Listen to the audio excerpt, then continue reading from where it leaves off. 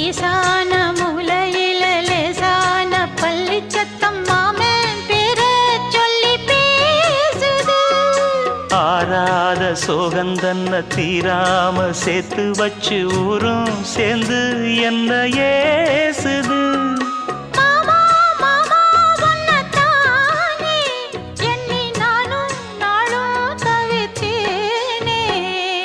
கூண்டுக்குள்ள என்ன வச்சு கூடி நின்ன ஊரை விட்டு கூண்டுக்குள்ள போனதென்ன கோலக்கிளியே.